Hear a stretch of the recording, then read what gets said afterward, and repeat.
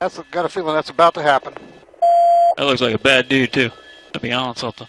Which way are they facing? Police 1, they're facing westbound. I think he may have just been tasered. Shots fired! Ooh. 321, we have shots fired. We have one suspect down. We need IMSA here. They need to get this eastbound closed down if they could, because they're not going to be able to let anybody. Okay.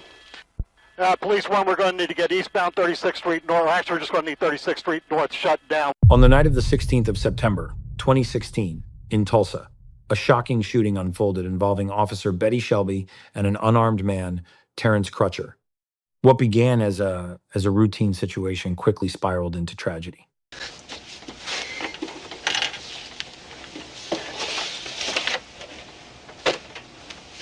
Today's date is September 19th, 2016. It is 9:39 in the morning by my watch. This will be an interview with Officer Betty Shelby in regards to an officer-involved shooting on 9/16/2016 at 2300 East 36th Street North. Case file 2016-058-561. Present with me, Sergeant Dave Walker, is Officer Shelby and represented by Attorney Scott Wood. Can I call you Betty? Yes.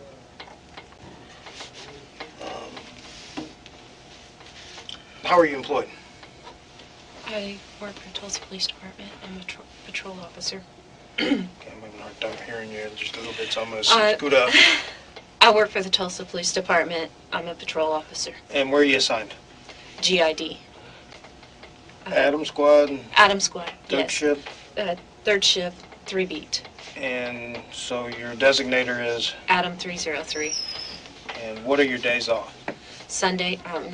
Monday, Tuesday, Wednesday. Okay, and September 16th would have been a Friday? Yes. And that was a normal work day for you? Yes. Okay.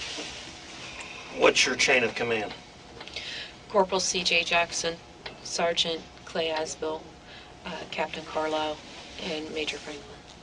Okay, and how long have you been in 3 Adam? I'm starting my 2nd year. Okay. The next morning, the interrogation room felt heavy with tension. Shelby appeared exhausted yet composed, while outside, public outrage was already building over what had happened.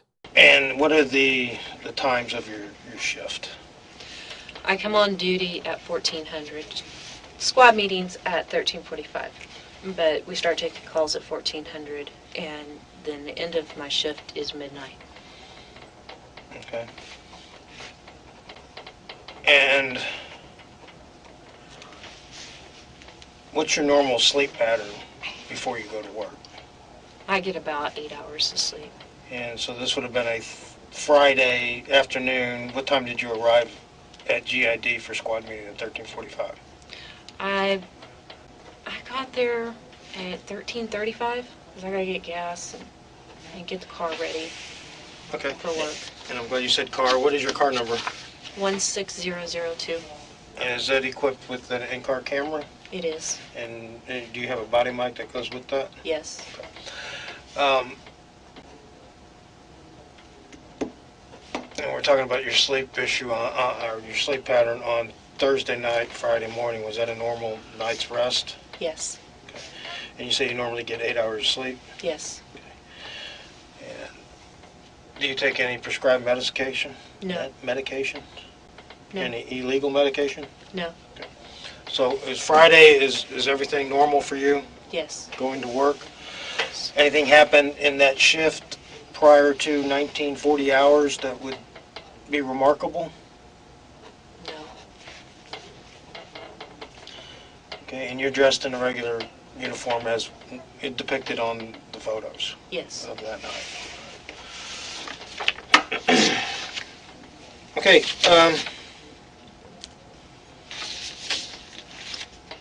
take me to where you're at prior to ending up at 2300 East 36th Street North. I'm at the division, just finishing dinner. At GID? At GID. Are you eating by yourself, or who you eating with? No, Jason, Roy, and Sandy Dunn came in there just about the time I was finishing up. But I had started dinner by myself, and then they came in with their dinner and sat down. We visited for a few minutes.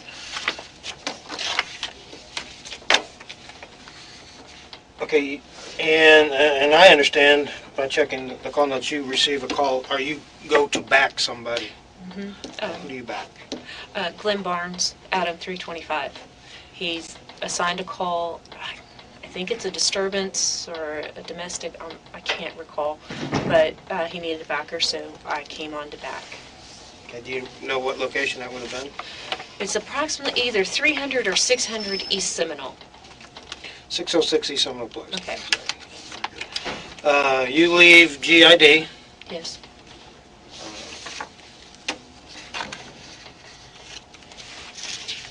And you've already eaten. Physically, are you feeling fine? Yes. Mentally, is everything good? Yes. Okay. So you leave GID, what happens? I leave GID and I turn west onto 36th Street and start heading west toward Cincinnati. Because that my thought was I can just go to Cincinnati and go down, because it's just my thought. And I can go down to Seminole and back over. Hours earlier, Tulsa was calm under the dim evening lights. Shelby had started her shift like any other day, unaware that this routine patrol would soon turn into a life-altering incident. Okay, so what happens? Okay, so as I approach the intersection of 36th Street North in Lewis, there's a car in front of me. And the light is red, so I'm slowing down. I see the car in front of me go off to the left where the turn left. And what I see in front of me is this man. And he's in literally the middle of the westbound lane, and he's just standing there like this. He's not with his moving. head, with his head down. With his head down, his hands are beside, his arms are just hanging beside his legs, and he's just motionless. And so, like I said, I'm slowing down, and so as I approach, he looks up, he sees me, and he turns his body to the right. He's watching me because my car's coming up, so he's following me, and he begins walking to the north curb line of 36. Now, Toward- let me interrupt you, I'm sorry, but you're facing this way. Which I'm way facing west. Okay, so And he as is- you're showing him, I apologize. which direction is he facing? His body is facing south. Okay. Okay. And so my car is coming this way, from the east. And he's just motionless. He looks up, he sees my car, and he doesn't leave eye contact with my car. I thought, when I first see him, I'm like, what's up with this dude? Something strange there. People don't just stand in the middle of the street. But as he turns to his right, and he goes to the north curb line. I thought to myself, okay, he's out of the street. I've got to go back my partner. So Can you describe him? he was very tall, black male, wearing a white shirt and some baggy pants. Age Uh, range? I thought that he was like maybe late 30s, early 40s. And very large. He's a very large man. I thought, man, he's like 300 pounds. My visual of him was about 300 pounds. And so he walks to the curb line. He just touches the curve of the corner where 36th and Lewis meet on the northeast corner. And he then walks to westbound to the cement center median, and he just stands there and he just watches me as I pass. And so I'm like, okay, well, he's out of the way. I'm going on. But it's that look that he was giving me. I'm like, he's on something. He's not being normal. Okay, I know that we as police officers see that look a lot. Do you have any special training that would enhance your ability to say he's on something? I'm a DRE. After a quick dinner at the station, she headed out to assist a fellow officer. Everything seemed normal until she turned onto 36th Street North, where something unusual caught her attention. Which is A drug recognition expert. for those of us that don't know what that is. I'm a drug recognition expert. And how long have you been a drug recognition expert? Over 2 years. Okay, so you're certified. What does that do? What does that mean to somebody that doesn't know, like me? I don't know what that is. I went through a total of 5 months of training, not only to identify the psychomotor aspects of someone who is impaired on drugs, their physiology, their behavior, their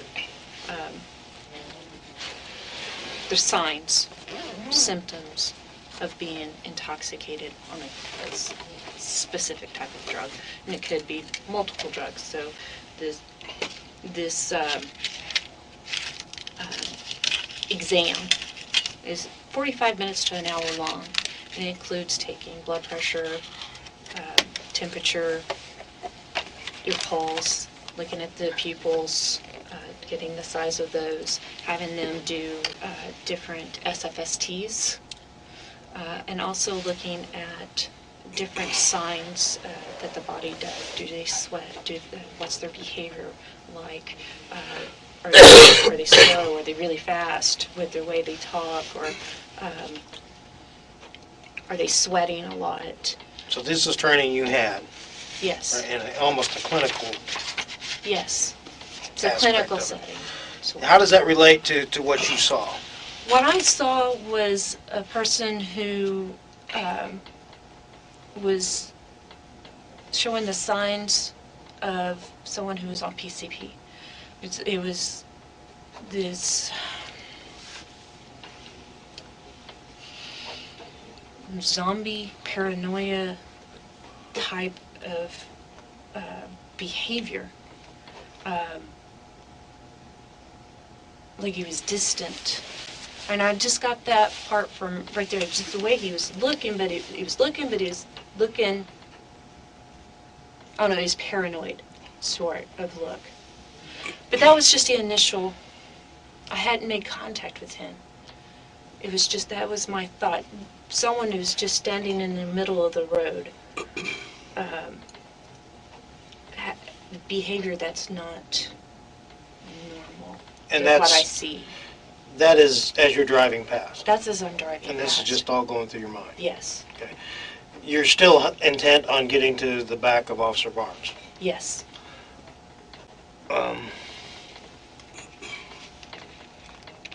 Okay, and one thing I find interesting you say is that he acts as if he's on PCP. Is that documentable in your training, that that's the way they act, or is that professional opinion that you see? It's both. It's professional opinion, because I've seen it type of behavior before in other folks when I've gone on different calls. Okay. It's just an erratic type of behavior, and that's one of the listed Okay. signs and symptoms is erratic behavior. All right, so you, A man stood motionless in the middle of the road. No panic, no reaction, just an eerie stillness. From experience, Shelby immediately sensed something wasn't right. you're now past him. I'm past him. I've gone through the intersection of 36th and Lewis. Still heading westbound on 36th. I look ahead and I see the vehicles that something's not looking right, and as I approach even more, I see that there's a vehicle canted in the road and just there. I'm like, what's up with this? So I come on the radio, because this is something I can't just pass up. It's blocking the roadway. Cars can't get by. The second thing I'm thinking, why is there a vehicle in the middle of 36th Street? This is not common. I see broken down vehicles on the side of the road, but not in the middle of the road. So I'm wondering, okay, is it broken down? Is there someone hurt inside? Is there been a drive-by shooting and someone has, over in the trees in the woods or something, There's a lot of things going through my mind about what's with this vehicle. Can you describe the vehicle? It was a SUV, white. I think it was white. But it was a SUV. I know it was a SUV. Do you notice if the car doors are open, any of them? No, there's no car doors open. Okay. So I get on the radio, and I tell dispatch that they're going to have to start another backer out of 325 because I have an abandoned vehicle in the roadway.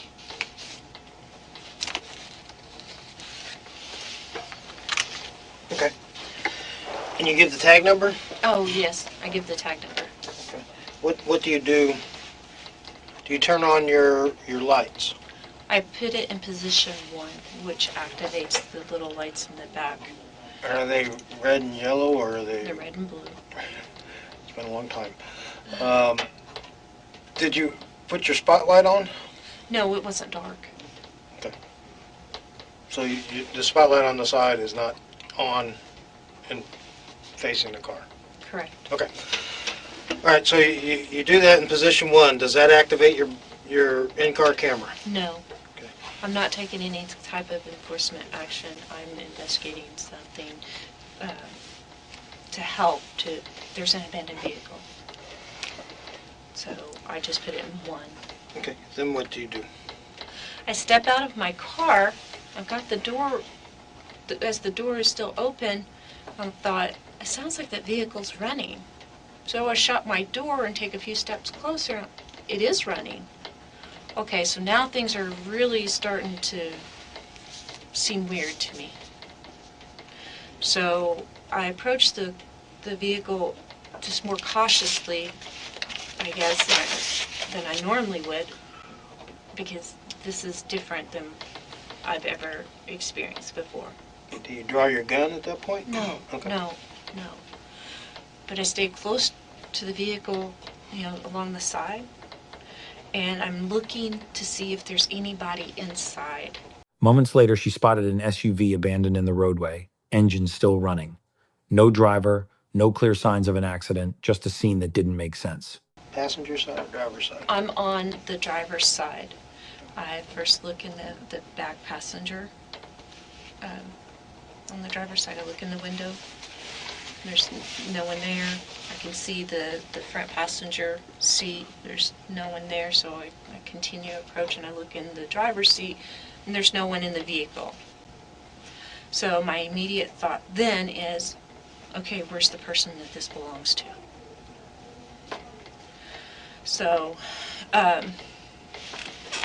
so I'm here at the door, and I turn, and I'm looking.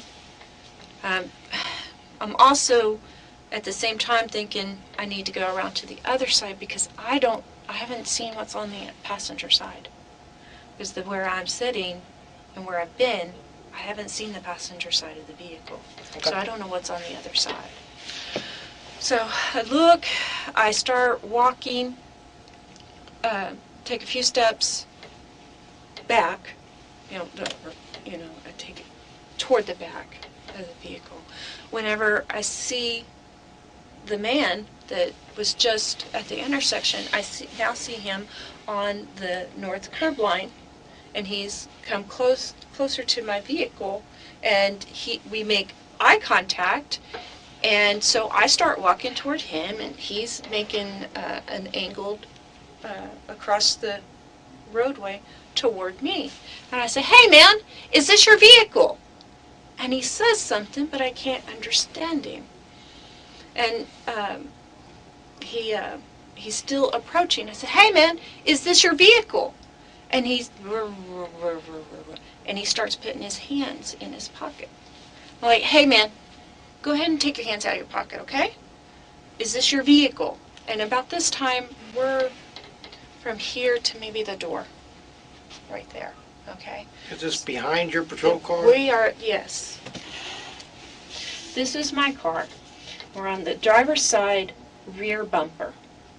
Okay. He that's is where- standing right there at the rear bumper of my car. Okay. And I am about right here, 20 feet, maybe. Okay. He's facing me, I'm facing him. He goes to put his hands in his pocket, and he's just staring at me. And it's not an expression of wanting to, hey, get help. It's his head is tilted down, his chin is low, and he's looking upward like this. His brow. He's looking up through his brows. Okay, and he's saying something, but I can't understand him. I said, man, take your hands out of your pockets. And he goes like this. And I said, hey man, is this your vehicle? And he goes like this. And he puts his fingers into his pocket. I said, man, take your hands out of your pocket now. I'm starting to cover my gun at this time. And he just looks at me, and he turns to his right, where he's parallel with the bumper of my car.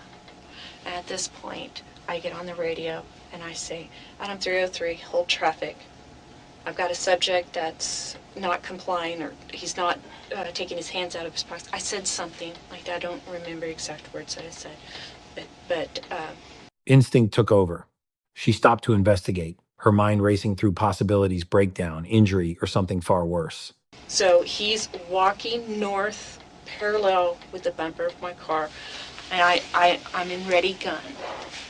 Man, stop. Show me your hands. Show me your hands now. He puts both of his hands in the air and he stops. He makes a half turn to his left.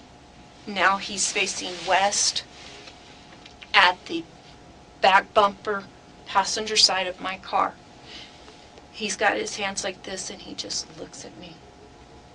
And it's like this. So, man, stop right there. You stay right there.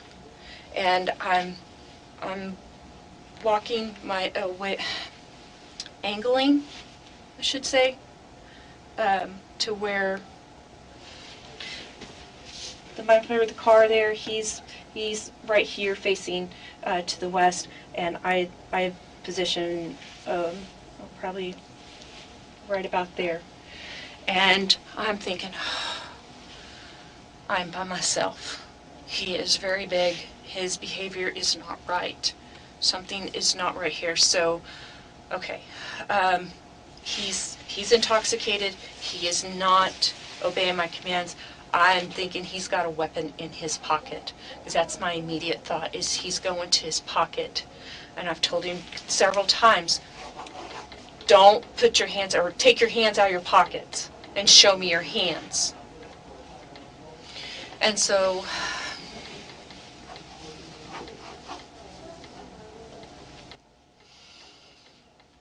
I tell him, get on your knees.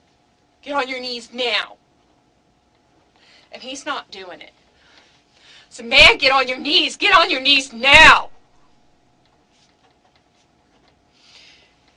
And then he just looks at his vehicle. His hands are up. And he starts taking steps to the front of my vehicle. His hand drops to his pocket. Man, get your hands up in the air. Get them up in the air. And so he gets them back up in the air, and he's at the front of my car.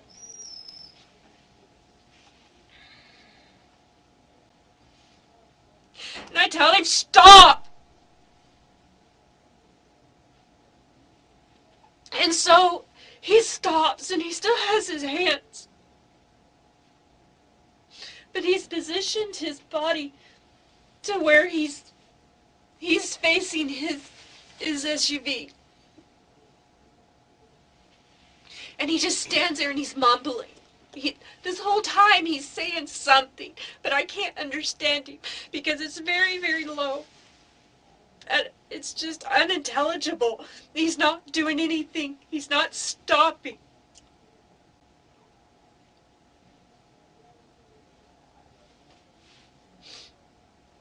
And so, he's standing there. He looks at his vehicle. He looks back at me. And I can hear there's a siren coming. And so he's been looking at me. And then I could see him look beyond me. And that he just starts walking toward his vehicle. And I said, "Stop! Stop right now! You need to stop!" And I'm following because I don't want to lose visual on him. Because I don't know if he has a gun. I'm scared that he's got a gun in his pocket. Then the man reappeared, walking toward her. His blank stare and unpredictable movements heightened the tension as the distance between them closed. You're walking behind him. You see his hands out, and he is not stopping. He is not stopping. I've told him over. Stop! Stop! Okay.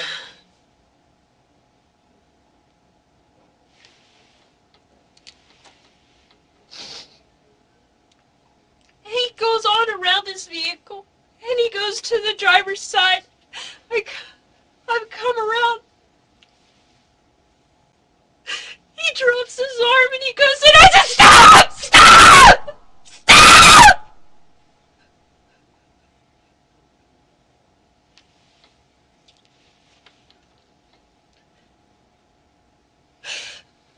He didn't stop. I thought he was going for a gun. And I took a target. And I shot him in the side. In the chest. Okay. Take a minute. I thought he was gonna kill me. Here, Betty, come up here and let's wipe your eyes. And you can get something to drink, okay? Get something to make better than... I've never been so scared. Let's take a break while he's gone, okay? Remember first.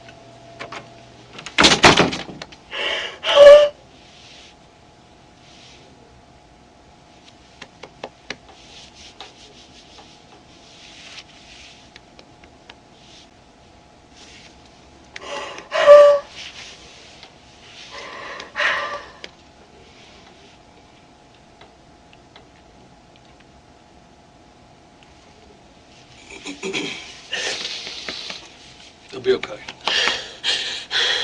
Just breathe, okay? Just breathe.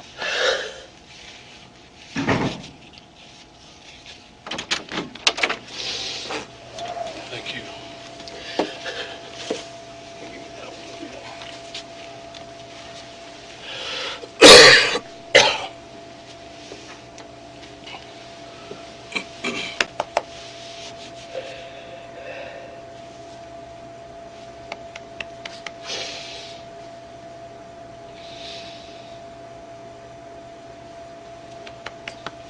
It'll be okay. Just collect yourself, just breathe.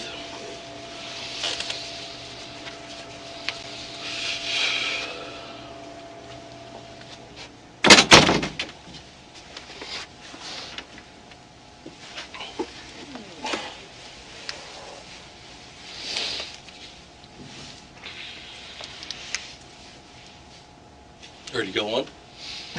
I'm good, thank Okay, you. you sure? Yeah. All right.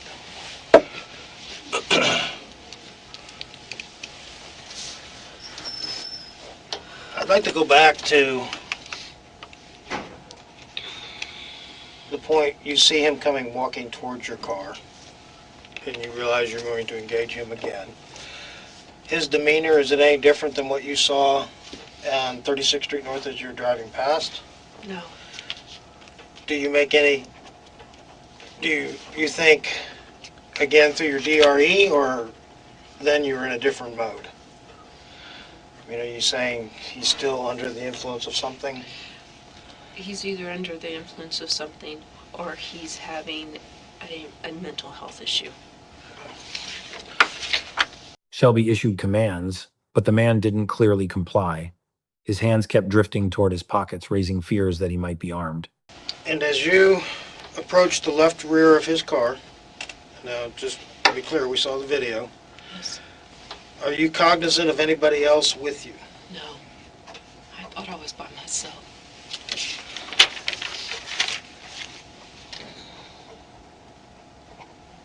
And if you can remember, as you demonstrated here, you were saying stop.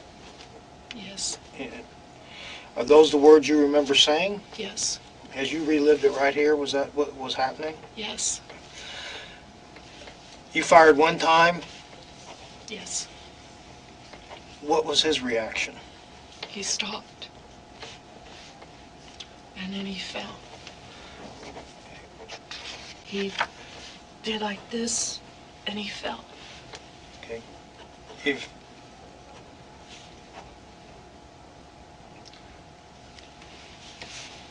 question is did you have any consideration to following up with another shot?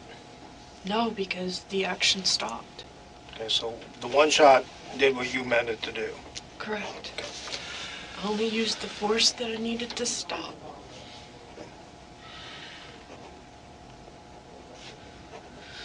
And as you explain it, you don't know that Officer Turnbow is just to your left, which would be south. Right. And you don't remember him, and I know you explained this, but let me ask. His statement is that he told you he has a taser, and you responded okay. You don't remember, do you remember any of that? No, I do not. Okay.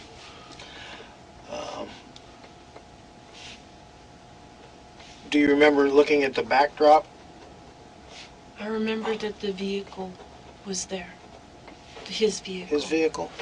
There was nothing beyond where I was seeing. Okay, so everything that you could see beyond him was not a human. Correct. Okay. There were no vehicles, no people beyond.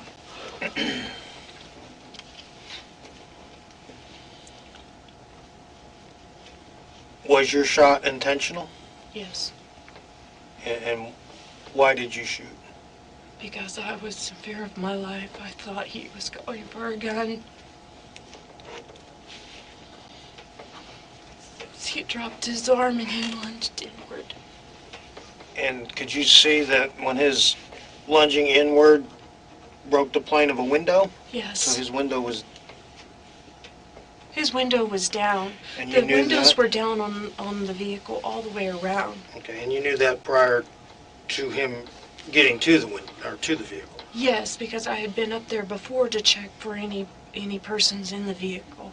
I didn't check it for weapons or anything like that. It was a quick, is there somebody in here?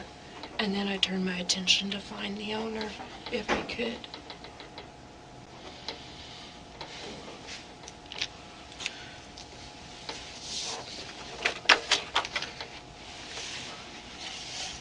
When were you first cognizant that you had other officers with you? After the man had went to the ground and there was blood coming from his side, I then took a breath and I looked to my left and there was Turnbow. What actions did you take after that? I looked back and I just continued to hold my position, and Turnbow said, "You need to put your gun away." Despite repeated orders, he continued to ignore her. Shelby's training and past experiences began shaping her perception. Every movement now felt like a potential threat. Speak up a little bit, I'm Betty. sorry. Because it's important that we get all this recorded. I looked back at Turnbow, and then I looked back at the scene ahead of me. I still had my gun drawn, and Turnbow said, "Put your gun away." And so I put my gun away. He said, "We need to go back here to the back of the car." And so he led me to the back of the car, Okay, of my car. as you are continuing to cover the person that's down, do you say anything that you remember? I said I shot him.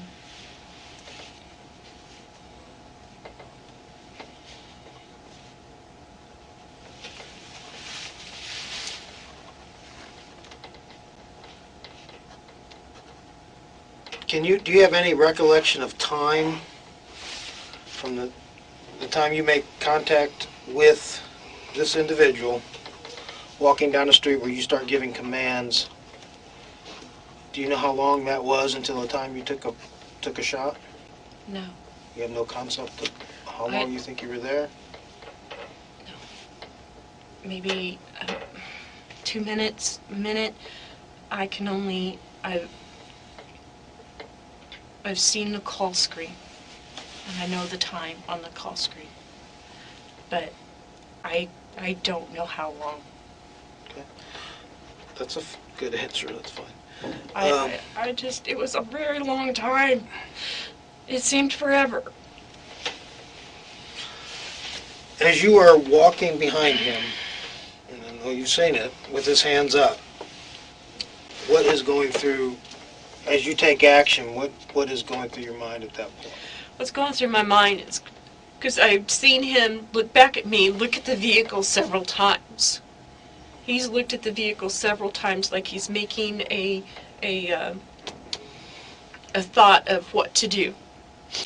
So when we were back at that corner, he saw the police car, I assume, or heard the sirens. I was hearing the sirens at that point. And he looked like he was looking at a police car, or the sirens in that direction. And then his pace picks up, and I thought, because he's looking at his vehicle, crap, he's going for a gun. He's going for a gun. I know he's going for something in the car. And so that's what I was thinking as he was going there. And then he gets to the window, and he's got his hands up. He looks at me. At that point, let me stop you right there. At that point, when he's looking back at you, what are you thinking at that point? He's trying to get my position so that he can reach for a gun and shoot me. And at that point, you're still not cognizant of Officer Turnbow being with No. you. All right. So now you are at his left rear tail position of his vehicle. He's at the driver's side door.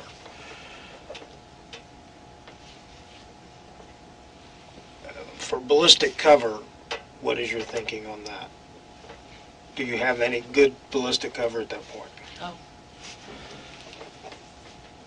Sirens echoed in the distance, but help was still far away.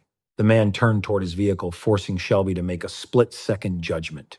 And for you to get to ballistic cover, what would you have had to have done? Go back to my vehicle and go onto the passenger side of my car to put me in the engine between him and me, and I would lose visual contact. And that was something you were unwilling to do? Correct. I didn't want to lose visual contact with him.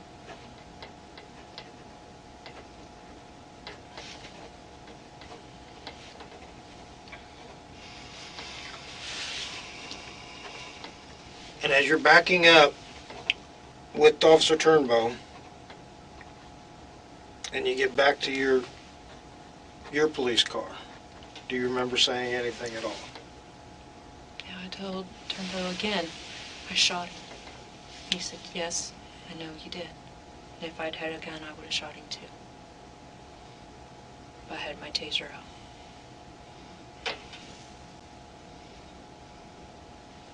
Without knowing, and at that point, do you know that Officer Turnbow tased him? No. Do you think there was an opportunity to use a taser? Do you have a taser? Are you equipped I with do a taser? have a taser. At the opportunity that you take your shot, would it have been feasible for someone to use less lethal at that point, in your mind? No. And why not? because there wasn't time to do less lethal. In my mind, he was going for a gun, and you don't tase someone that has a gun that's going to use it on you.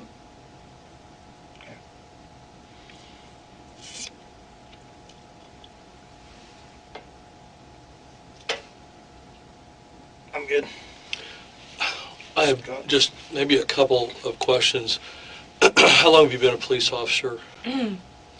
I've been with TPD almost 5 years. Okay. Any law enforcement experience before that? I was with TCSO, or Tulsa County Sheriff's Office, for 4.5. Have you ever been in a situation or been trying to recognize behaviors of people who are carrying concealed weapons? Yes. Have you ever utilized that knowledge or expertise prior to September 16th, 2016? Yes. Have you, tell me about that just briefly. In 2009, I was working with Tulsa County Sheriff's Office, and every year the deputies work the fair. Our job is to go up and down the midway and to respond to any incident. So basically it's security with law enforcement action if needed. The department had received intelligence that there was going to be a retaliation for a murder that had occurred the week before of a 13-year-old boy as he got off the school bus. And so what they mean by retaliation is shootings out at the fair. And so while walking through the midway, I observed a teenager walking different than other people had been walking in that fair. He was favoring his right side. He had this bulge in his pocket, and it kept drooping down, and he'd pull his pants up, and this started on the east side of the midway, and I followed him to the west side of the midway, watching his behavior. The partner I had. As the gap narrowed, fear peaked. In that moment, Shelby believed her life was in danger, and a decision had to be made instantly. Somehow left me, and I was by myself, so I wasn't going to engage this guy until I had someone. And so this whole time he's checking his pocket, he's pulling his pants. I'm like, man, I know he's got a gun. So I make contact with another deputy, and I say, hey, I think that guy has a gun on him. He's well, let's do a head check. So we go up to the guy, say, hey man, can we talk to you for just a second? He's, yeah. And the deputy, and I wished I could remember his name, but I don't. He's, man, do you have anything illegal on you? Like drugs, a gun? And he just froze, and he said, I have a gun. And his hand goes inside his pocket, and I said, whoa, stop. And I grab his hand and get it behind him, and we retrieve a loaded gun from his pocket. And are police officers trying to observe behavior like that where will someone frequently touch or put their hand near where the gun is? Yes, to reassure that it's there or to reposition it. Okay. When you were involved in this encounter last Friday night, how many times did the suspect start to put his hand into his pocket or near his pocket? 5-6 times. Right. And how was he dressed, and how well could you see what maybe was inside of his pocket? He had baggy clothes on. He had a white t-shirt that hung low, and his pants were baggy. So I couldn't see his waist. I couldn't see his pocket, if he had something in there, it would have been disguised. I mean, he had baggy clothes on. From the time you first encountered him until the shooting, can you give us just a rough estimate of how many commands that you gave him to either stop or get on the ground?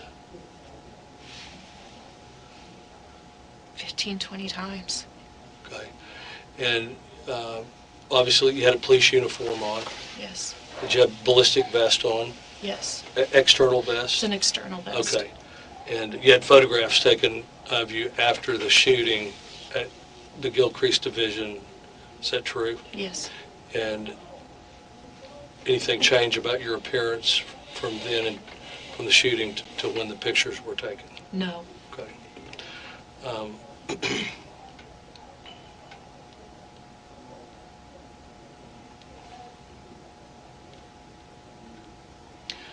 Have you ever had anyone who completely disobeyed commands you were giving them while at gunpoint? No, not like that. Have you had people at gunpoint in your career? Yes. Can you estimate how many? Dozens. Dozens? But it's usually like in a ready gun stance. Okay. It's not dead on like I'm trying to take aim at them. It's a ready gun, like I need to be ready because this is intense. Right. And Finger outside the trigger guard. yeah, oh yes. Right. The only other instances down south at the hostage situation where we were first on the scene of the guy who had held his child hostage, and he was shooting out the window at us. But even then, I was still in a with the finger outside of the trigger because I didn't have a target to analyze to. A single gunshot shattered the night. The man collapsed beside his vehicle, leaving behind a moment that would spark years of controversy. To shoot Right. Couldn't get a sight picture. sight picture. Okay. So he was shooting at us. I mean, the shots were just feet away from us. And so with that, I mean, we had ballistic shields and there were other people, and I had a sergeant tell him, here's what we need to do. What? Let me ask you this, because earlier when you made a statement, I think I heard you right. I've never been so scared in my life. Yes, Is that true? yes. Just never been that scared in my life. As a drug recognition expert, do you know that people who are impaired by various types of narcotics can exhibit unpredictable behavior? Yes, Did you know, as a drug recognition expert, that people under the influence of narcotics may be violent, yes, act in bizarre ways, yes, ignore commands made at gunpoint? yes.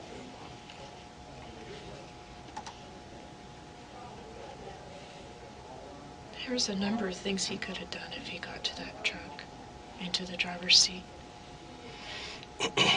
He was impaired. He could have, if he had gotten in there, he could have drove off and hurt other people, hurt himself. Okay, I think that's all I have, Sergeant. You have anything Yeah, else? I need to follow up with the gun you use. Is that departmental issue? Yes, Was the ammunition departmental issue? yes. If you're good, done. The case ended with Shelby being found not guilty, even though Crutcher was unarmed. The verdict ignited intense debate, raising questions about fear, judgment, and the limits of police use of force.